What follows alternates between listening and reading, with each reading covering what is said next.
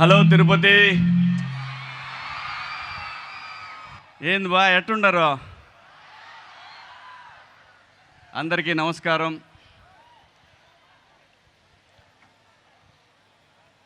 నా జీవితం మొదలైంది అన్నపూర్ణ బ్యానర్లో.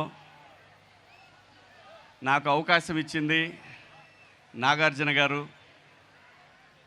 అలా మొదలైన నా ప్రయాణం గడిచిన 3 దశాబ్దాలుగా మీ ఇళ్లల్లో కనిపిస్తూ ఉన్నాను. దానికి కారణం నాగార్జున గారు, వైవిఎస్ చౌదరి గారు.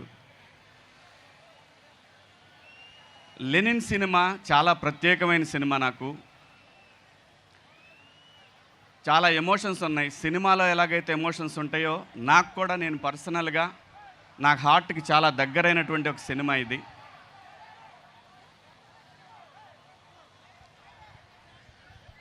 సినిమా గురించి ఇప్పుడు మాట్లాడటం కన్నా కూడా సినిమా రిలీజ్ అయిన తర్వాత సినిమా మాట్లాడుతుంది.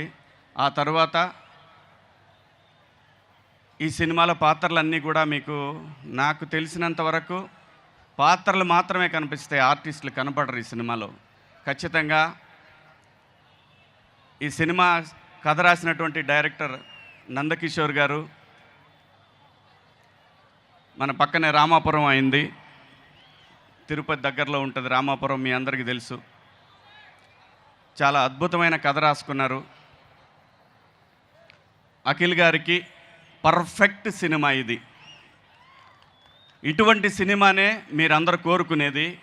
ఆ సినిమాని అఖిల్ గారు ఈ రోజున ఆ సినిమాతో మీ ముందుకు వచ్చారు. ఒక సక్సెస్ కోసం ఒక ఆర్టిస్ట్ పనిచేయటం వేరు, ఒక కథ కోసం ఒక ప్రొడ్యూసర్ పనిచేయటం వేరు. కానీ నేను దగ్గరుండి చూశాను, అఖిల్ బాబు కోసం నాగార్జున గారు పనిచేసింది మాత్రం నేను ఎప్పటికీ మర్చిపోలేను, ఎప్పటికీ మర్చిపోలేను. ఎందుకంటే ఒక తండ్రికి ఒక కొడుకు సక్సెస్ఫుల్గా జనంలో నిలబడటానికి మనందరం కూడా అలాగే ప్రయత్నం చేస్తాం.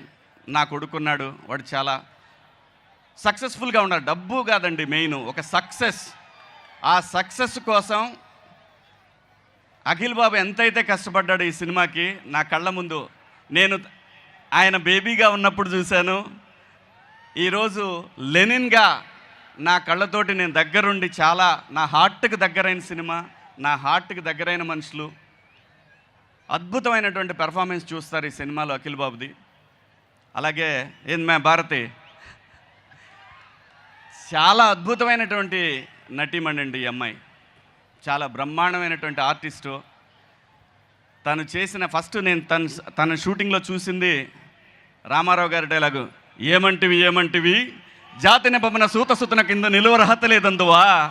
ఎంత మాట. ఈ డైలాగ్ అమ్మాయి చెప్తుంటే నేను అఖిల్ బాబు ఎదురుగా నిలబడి ఉన్నాం. అఖిల్ బాబు అమ్మాయిని చూస్తూ ఉంటాడు. నాకు నిజంగా డైలాగ్ కన్నా కూడా, నాకు నందు గారు ఇచ్చిన డైలాగ్ కన్నా కూడా, ఏం చేస్తుంది బాబు ఈ అమ్మాయి అని అన్నాను. కానీ నా డైలాగ్ అది కాదు. ఈ అమ్మాయి పలానాడు మన మామ కూతురు అని చెప్పాల్సిన డైలాగుని ఎంత బాగా చేసింది బాబు గారు ఈ అమ్మాయి. సో ఈ సినిమా నేను చెప్పడం కన్నా కూడా మీరు చూస్తే డెఫినెట్గా అక్కినేని ఫ్యామిలీకి ఒక బ్లాక్ బస్టర్ అనేది ఈ సినిమాతో మీరు అందరూ చూస్తారు. ఎలాగైతే నాగార్జున గారిని మాస్లో చూసామో, అలాగే గీతాంజలిలో ఒక లవర్గా ఎలా చూసామో, ఇలా సినిమాలు చెప్పుకుంటూ పోతే అన్ని పాత్రలు కలిపి ఆయనకి గొప్ప అవకాశం, ఒక ఆర్టిస్ట్గా తను ప్రూవ్ చేసుకోవడానికి ఒక గొప్ప అవకాశం లెనిన్ సినిమా. ఖచ్చితంగా మీ అందరికీ నచ్చుతుంది. నా పాత్ర గురించి చెప్పాలంటే, నేను ఎత్తురాజులు రిలీజ్ అయినాక మాట్లాడుకుందాం, దీని గురించి ఎంత తక్కువ మాట్లాడుకుంటే అంత మంచిది. అలాగే ఈ సినిమాకి తమన్ గారు మ్యూజిక్ మీ అందరూ చూశారు, విన్నారు. అద్భుతమైన మ్యూజిక్.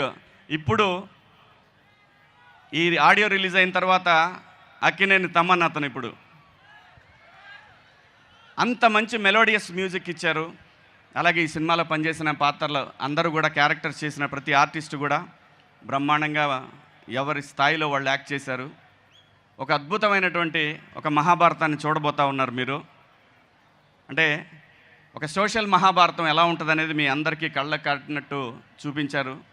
అలాగే ఈ సినిమాలో పనిచేసిన ప్రతి ఆర్టిస్ట్కి కూడా శుభాకాంక్షలు. Thank you sir. నాకు సార్ మళ్ళీ ఇంకొక అవకాశం ఇచ్చారు, అద్భుతమైన అవకాశం.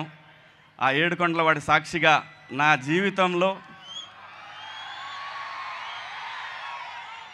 నేను నాన్నగారితో కూడా పనిచేశాను. సీతారాముల కళ్యాణం చూతమరారండి సినిమాలో మీతో సీతారామరాజులో పనిచేశాను. ఆ తర్వాత అఖిల్ బాబుతో ఈ సినిమా ఖచ్చితంగా సూపర్ హిట్ అండి. ఈ సినిమా గన్ షాట్ హిట్. 10వ తారీఖు మీరు అందరూ చూస్తారు. ఒక బ్లాక్ బస్టర్ సినిమా.